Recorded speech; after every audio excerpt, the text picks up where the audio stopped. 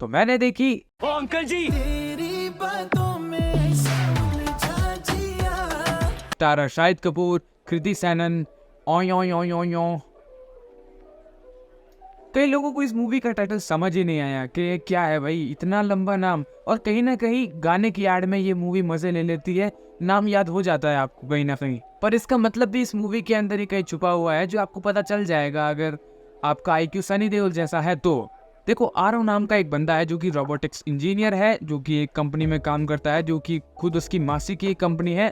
तो कहीं ना कहीं घर की फसल है तो खाने में इतनी दिक्कत नहीं आती। तो अब आर्यन के जो घर वाले हैं वो बहुत फोर्स करते हैं, शादी कर ले, उम्र निकल रही है, पर वो ढूंढ रहा है कोई परफेक्ट गर्ल जो कि उसे मिलती है, बट अनफॉर्चुनेटली वो एक रोबोट निकलती है। और वो रोबोट भी उसकी मासी का ही है, मतलब उन्होंने बनाया है, उन्हीं की कंपनी की तरफ से है, लॉन्च कर देंगे उसे फ्यूचर में।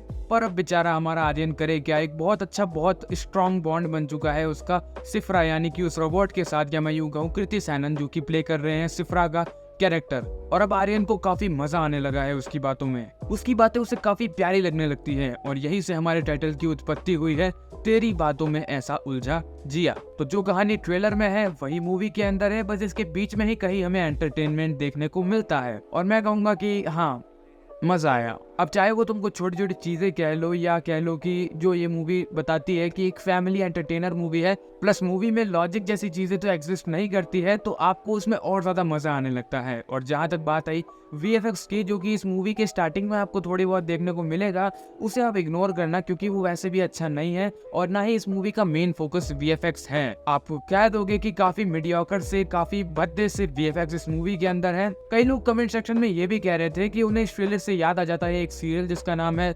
बहू हमारी रजनीकांत, जो कि मुझे पता है ये एक शो आया करता था, मैंने शायद आज तक उसका कोई एपिसोड नहीं देखा है, और मेरे हिसाब से ये शायद स्टार भारत या फिर लाइफ ओके जो चैनल था उसमें से ही किसी एक पर आता था। अब अगर ये मूवी ट्रेलर में ही बता देती है कि ये फैमिली एंटरटेनर है, और इन्हें मतलब हमारे जो मेन कैरेक्टर्स है सिफ्रा और आर्यन, इन्हें हर 2-2 मिनट में टर्न ऑन होने की जरूरत नहीं है, कंट्रोल। और हाँ, बहुत लंबे समय बाद हम देख रहे हैं धर्मपाजी को, जो कि अब उनकी एज हो चुकी है, तो हम ये भी कह सकते हैं कि उनसे जितना हो सकता था उन्होंने काफी अच्छा अपना कैरेक्टर निभाया है, जो कि इतना कुछ हार्ड नहीं था, एक दादाजी का ही रोल था उनका। और कृति सैनन देख के लगता है कि यार एक एक सिफरा तो सब लोगों को मिलनी ही चाहिए। आप लोग क्या कहते हो कमेंट में बताओ। अब कहीं ना कहीं ये मूवी में एक ग्राउंड रियलिटी ये भी है कि किस तरह से लोग मशीनों से अटैच हो जाते हैं, जो मटीरियलिस्टिक चीजें हैं उनसे ज्यादा ही लगाव रखने लग जाते हैं, जो अंत में उन्हें नुकसान ही देती है। इसीलिए इंसानों के लिए इंसान ही बनाए जाते हैं, ऑब्वियस सी बात है। एक्सचेंज ऑफ वैल्यू तो दोनों ही प्रोवाइड कर रहे हैं, बट एक ह्यूमर की एफिशिएंसी के हिसाब से एक रोबोट उस तरह से इमोशनली अटैच नहीं हो पाएगा। हालांकि अब फ्यूचर आ रहा है जब हम देखेंगे कि रोबोट एक बहुत ही कॉमन चीज बन जाएगा। खैर, उस चीज के ऊपर अभी हम नहीं जा रहे हैं, हमें बस इस मूवी के अंदर रहना है। और जहां तक मैं बात करूं इस मूवी के ओवरऑल रिव्यू के बारे में, तो अच्छी मूवी है, यू कैन वॉच।